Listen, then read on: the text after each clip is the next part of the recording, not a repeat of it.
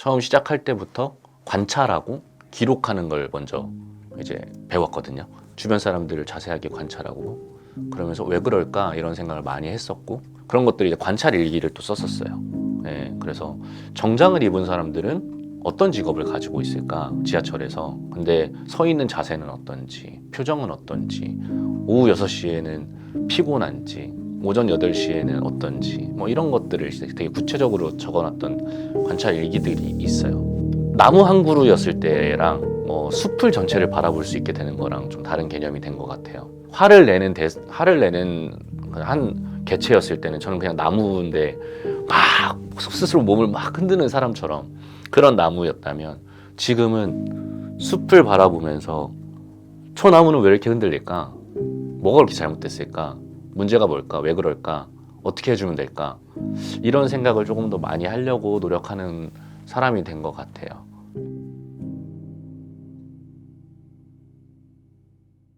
글을 쓸 때는 에세이 같은 종류를 쓸 때는 되게 직관적으로 써요. 예, 그냥 느껴지는 대로 쓰고 일단은 써놓고 정리를 한번 다시 하죠. 예, 순서를 조금 조정을 한다던가. 왜냐면 처음에는 좀 감정적으로 느껴지는 대로 써요. 예. 안 그러면은 자꾸 좋은 표현을 하고 싶어 하고 좋은 단어를 쓰고 싶어 하고 멋진 문장을 만들고 싶어 하고 근데 그렇게 글을 써본 적이 있는데 너무 느끼하고 어색하더라고요. 예, 이게 뭔가 누굴 보여주기 위해서만 쓴 글처럼 저의 솔직한 감정이 아니라 그래서 그냥 처음에 쓸 때는 그냥 느껴지는 감정대로 생각이 나는 대로 쭉 쓰고 나서 읽어보면 문맥이 조금 변화돼야 된다는 걸 느끼고 이제 뭐 문단을 이제 앞으로 넣었다 뒤로 넣었다 뭐 쓰고 싶은 감정이었는데 이 글의 주제랑은 좀 동떨어져 있는 감정이다 그러면 과감하게 삭제하고 이런 식으로 해서 한 가지 사건에 좀 집중하고자 하는 편이에요. 그렇게 쓰는 편이고 중요한 포인트는 변화하려고 쓰는 것 같아요. 예, 그게 그냥 그 감정을 단순히 기록하는 게 아니라 내가 이런 감정을 느꼈는데 그게 한 발 떨어져서 남이라고 생각하고 봤을 때는 왜 싸울 땐 그렇잖아요. 내 말이 무조건 맞는 것 같잖아요. 예, 근데 멀리서 보면은 둘 다 잘못한 것 같은데? 라던가 저 사람이 더 잘못한 것 같은데? 이렇게 좀 정확하게 모르니까 당사자가 아니니까 그렇게 보는 것처럼 저도 한 발 떨어져서 봐요. 그러면 그 상대방의 입장은 어땠을까? 내 입장은 어떤가? 라고 생각했을 때 그걸 A랑 B로 두고 보는 거죠. 이렇게 보다 보면 조금 객관화가 되고 그래 저 사람도 기분 나쁜 게 없지는 않겠다 라는 생각이 되니까 그런 부분에서 이제 컨트롤이 되는 것 같아요. 예. 제일 좋은 건 유아적인 반응이라고 해야 될까? 그러니까 툭 치면 톡 튀어나오는 반응들이 많이 사라졌어요. 예, 그게 한번 속으로 생각해보는 시간을 갖게 되는 상황이 많아진 것 같아요. 예, 그래서 되게 1차원적인 감정 표출 말고 이거를 한번 곱씹어보고 속으로 생각해보고 그 다음에 글까지 옮기게 되는 과정을 통해서 물론 시간은 좀 걸리죠. 즉각적인 반응이 없으니까 답답해 하시는 분들도 있고 어떤 저랑 이해관계가 있는 분들 중에 그런 것도 있지만 제 입장에서는 되게 신중해지고 침착해지고 그러니까 논리적으로 다시 설명할 수 있게 되고 그렇게 되니까 화를 내서 해결했던 부분이 몇 개가 되지? 라는 생각이 들더라고요. 당장 화를 내서 바로 해결됐던 것들이 얼마나 되는지 그리고 그게 좋게 해결됐는지 예. 그리고 그걸 좋게 마무리했었는지 이런 생각을 해보면 별로 그런 적이 없는 거죠. 예. 뭔가 막 진짜 막 모두가 느낄 정도로 공통적으로 느낄 정도로 부당한 어떤 상황이다. 그러면 제가 화를 내는 경우가 조금 빠르게 문제를 뭐 바꿀 수 있겠지만 그게 아닌 경우 그냥 저 혼자 뭔가 감정적으로 안 좋을 때 그런 감정 표출하는 것들보다는 그걸 논리적으로 설명해서 상대방을 설득하는 과정으로 만드는 게 훨씬 더 효과적이다. 이런 생각을 느끼게 되면서 그런 것들이 많이 변화되기도 했고 그리고 제 인생 안에서 생각하는 것들도 많이 달라졌죠. 되게 글을 쓰기 전에는 그걸 감정으로만 온전히 느끼고 있었는데 글을 쓰면서 마치 나무 한 그루였을 때랑 숲을 전체를 바라볼 수 있게 되는 거랑 좀 다른 개념이 된 것 같아요. 화를 내는 한 개체였을 때는 저는 그냥 나무인데 막 스스로 몸을 막 흔드는 사람처럼 그런 나무였다면 지금은 숲을 바라보면서 저 나무는 왜 이렇게 흔들릴까? 뭐가 그렇게 잘못됐을까? 문제가 뭘까? 왜 그럴까? 어떻게 해주면 될까? 이런 생각을 조금 더 많이 하려고 노력하는 사람이 된 것 같아요. 네, 엄청 많이 달라졌죠. 그러니까 이거는 제가 기록을 하게 된 데에는 연기를 하게 한 것도 큰 도움이 된 것 같아요. 연기를 처음 시작할 때부터 관찰하고 기록하는 걸 먼저 이제 배웠거든요. 그래서 주변 사람들을 자세하게 관찰하고 그러면서 왜 그럴까 이런 생각을 많이 했었고 그런 것들이 이제 관찰 일기를 또 썼었어요. 예, 그래서 정장을 입은 사람들은 어떤 직업을 가지고 있을까 지하철에서 근데 서 있는 자세는 어떤지 표정은 어떤지 오후 6시에는 피곤한지 오전 8시에는 어떤지 뭐 이런 것들을 되게 구체적으로 적어놨던 관찰 일기들이 있어요. 요즘은 잘 안 쓰지만 이제 그렇게 기록을 하면서 그런 자료들이 이제 저한테 큰 도움이 된 거죠. 그래서 분석을 하거나 배우로서도 연기를 이렇게 이제 첫인상이라고 하는데 대본을 받자마자 그냥 소리 안 내고 이렇게 쭉 글로 읽어보고 그 다음에는 그냥 소리를 내서 자연스럽게 막 읽어봐요.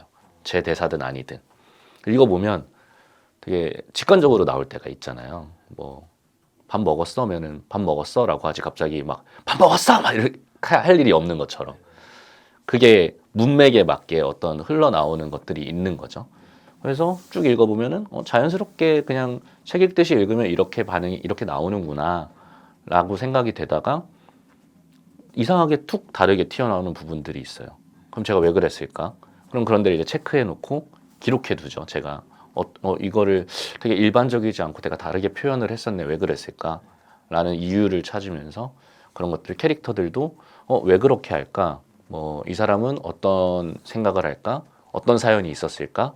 이런 것들 이제 전사라고 해서 이제 그 사람이 대본에 표현되어 있지 않은데 어떤 인생을 살아왔을 것이다 라는 전사를 이제 저희가 배우들이 많이들 적어놔요. 왜냐면은 뭐 대본에는 표현되어 있지 않은데 이 사람이 계속해서 뭐 신경질적이라거나 시니컬하다거나 이러면 분명히 이유가 있을 거라는 거죠. 그 이유를 찾아야지 그 이유가 정확하진 않겠죠. 대본에 안 나와 있는 거니까. 근데 나름대로 그 이유를 만들어 놓고 그 이유로 인해 그 사건으로 인해서 이 사람이 이렇게 변화했을 것이다라고 대본 전체랑 맞춰봤을 때 그 짜임새가 잘 맞으면 그게 캐릭터 형성이 되는데 도움이 되고 그게 잘 안 맞아 떨어지면 이제 또 다른 이유를 찾아보는 거죠.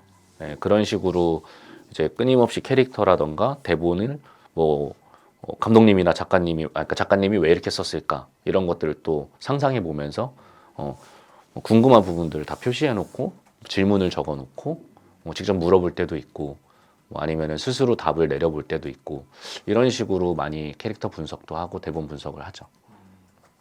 뭐 제가 무명 배우니까 어쨌든 아직 뭐 배우로서 충분한 돈을 벌고 있다거나 충분히 많은 일을 하고 있지 못하는 상태이기도 하고 근데 과거엔 더 그랬을 거고 그러다 보니까 이제 뭐 벌이도 뭐 시원치 않고 뭐 벌이도 이제 뭐 많이 없고 그러다 보니까 뭐 다른 아르바이트를 하지만서도 아르바이트로 버는데도 조금 한계가 있고 근데 그렇다고 이제 뭐 진짜 어 필요한 만큼 충분한 돈을 벌기에는 다른 일을 너무 많이 했어야 됐고 이제 그러다 보니까 그냥 적게 쓰고 적게 벌고 적게 쓰자라는 마음으로 이렇게 계속 살았었어요. 그렇게 살았던 것 같아요. 근데 한 3년 전쯤인가 이제 제가 개를 한 마리 키워요. 네, 골든 리트리버 8살짜리 07이라고 키우는데 옥상에 제가 옥탑방 살았었는데 그때 당시에 이제 옥상에서 혼자 뛰어놀다가 갑자기 깨갱이 이러면서 쓰러진 거예요.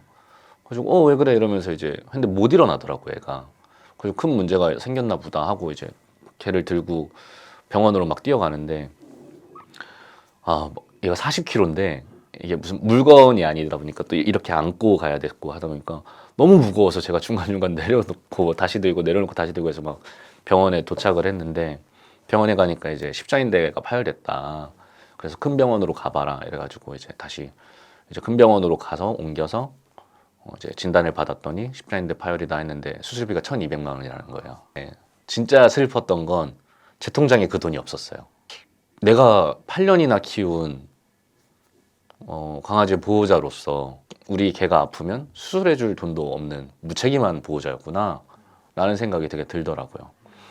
그래서 결국에는 이제 형한테 전화를 해서 형이 와서 수술비를 결제해주고 이제 이제 수술실에 들어갔는데, 공칠이가 수술실에 있는 동안 되게 많은 생각이 들었던 것 같아요. 제가 배우라는 자존심으로 난 연기할 거니까, 난 예술가니까 이런 마음으로 마치 뭐 예술가는 돈을 벌면 안 되는 것처럼 일부러 자기를 그렇게 공경에 빠뜨린 건 아닌가 이런 생각이 들더라고요. 그러니까 배우로서만 존재하고 싶었던 거죠. 다른 일을 하면 뭔가 쟤 이제 다른 일 안 해. 연기 그만두겠네. 연기 하나만 해도 잘하기가 힘든데 뭐 다른 일을 한다고? 이런 소리가 듣기 싫었던 거죠. 근데 그때 이렇게 07을 수술시키면서 드는 생각은, 그래서 내가 온전히 배우로 있으면 뭐가 나아지는데, 뭐가 그렇게 대단한데, 뭐가 그렇게 떳떳하고, 이런 생각이 들더라고요. 자기 가족 하나 못 지키면서.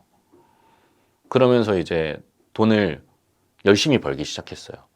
그냥 닥치는 대로 뭐 광고도 작은 거라도 다 하고, 페이가 적어도 다 하고, 뭐 일일 알바 있으면 백화점 가서 뭐 물류창고에서 일하고, 박스 싸고, 배달하고, 그다음에 뭐 친구들한테 다 연락을 돌려서 하루 이틀이라도 좋으니까 일할 거 있으면 나 연락 달라 해가지고, 그게 5만 원이든 10만 원이든 무조건 벌러 다니면서 돈을 조금씩 모았어요. 그러다 보니까 이제 지금 이제 뭐 이거는 뭐 좀 따로 얘기하고 싶긴 한데, 이제 사업까지 하게 된 거죠. 예, 그렇게 되면서 다른 일을 하면서 돈을 버는 게 나쁘지 않다. 예, 심지어 돈이 생기고 나니까 그 무명 배우로서 되게 위축됐던 그런 태도도 많이 사라졌어요. 왜냐면은 절실함이라는 게 있잖아요. 헝그리 정신이라고 저희가 흔히 얘기하는, 거기서 오는 절실함 때문에 연기를 열심히 하게 되는 것도 있지만, 저는 그 절실함이 너무 과하면 어떤 필요 이상의 무언가를 한다고 생각을 하거든요. 네. 근데 그리고 안 됐을 때 너무 큰 절망을 느끼고, 근데 아직 살아갈 만한 돈이 있고 다음 작품을 준비할 만한 시간이라는 게 저에게 주어져 있는 거고, 그동안 또 할 일이 주어져 있는 거니까. 네. 그렇게 되니까 어떤 뭐 원하는 작품이 되지 않았다고 해서 크게 절망하는 일이 많이 사라졌고, 오히려 그 시간 동안 빨리 다른 작품을 더 준비해 봐야지 라고 이렇게 생각이 됐던 것 같아요. 그렇게 해서 이제 그게 저에게는 이제 경제적인 전환점이 된 것 같고, 이제 성취적인 전환점은 제가 이제 대학 시절이었는데, 제가 존경하는 교수님이 한 분 계셨어요. 연극영화과 나왔는데, 이제 보통 대학교에서 연극을 해요. 이제 뭐 학생들이 연극을 하는데, 학생들한테는 그 입시도 되게 치열했을 거고, 그리고 대학교 와서 뭔가 연극을 하는 게 되게 소중하니까 거기서 주인공이 되고 싶어 하는데, 주인공은 뭐 한두 명이니까 정해져 있잖아요. 근데 이제 다 주인공을 지원하는 거죠. 예, 모두가. 그 다음에 이제 1차 지망이 주인공이고, 2차 지망 조연이고, 3차 지망이 이제 뭐 단역 뭐 이런 느낌으로 이렇게 가는데, 애들이 이제 그 주인공에서 떨어지면 막 엉엉 울어요. 막 연습실에 이제 애들이 막 울고 있어요. 근데 뭐 저는 이제 울진 않았지만, 안 됐네 이러고 있었는데, 그때 교수님이 들어와서 그런 말씀을 하시더라고요. 얘들아, 왜 그렇게 슬퍼하고 왜 그렇게 울어? 뭐 안 돼서? 근데 울고만 있으면 뭐가 달라지니? 근데 너네가 이거 지금 연기 좋아서 하는 일이잖아. 니네가 너무너무 행복하고 너에게 꿈이고 그래서 하는 거잖아. 그래서 슬픈 것도 있겠지만, 그게 정말 너희가 좋아하는 일이라면 그래서 어떻게 할까? 어떻게 즐겁게 고민해서 내가 원하는 배역을 따낼 수 있는 사람이 될까까지 도달하지 않으면 너네는 계속 멈춰 있을 것이다. 이런 얘기를 해주셨어요. 즐겁게 고민해라. 즐겁게 꿈꿔라. 근데 제가 남들은 어떻게 들었을지 잘 모르겠는데, 그때 되게 뭔가 한 방 맞았던 것 같아요. 그랬던 것 같아요. 슬픔도 중독이 되잖아요. 그래서 어떤 안 좋은 일이 생기면 이유를 다 찾는 거죠. 네, 사람들이. 내가 안 좋은 일이 생겼으면 그래서 그래, 그래서 그래, 이래서 그래. 그거 아니었어도 이것 때문에 또 안 됐을 거야. 이렇게 슬픔을 계속 합리화시키기 시작하면서 더 슬프게 만드는 거예요. 그래서 난 지금 그걸 할 수 없어. 이게 합당한 이유를 찾아서 거기 안에 자기를 가두는 거죠.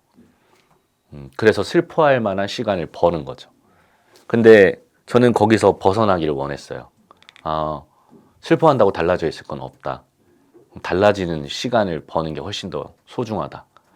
그래서 그때 그 교수님의 말을 듣고 다가오는 어떤 시련이나 고난이나 역경이나 이런 것들을 전부 변화하는 계기로 삼기 시작한 것 같아요.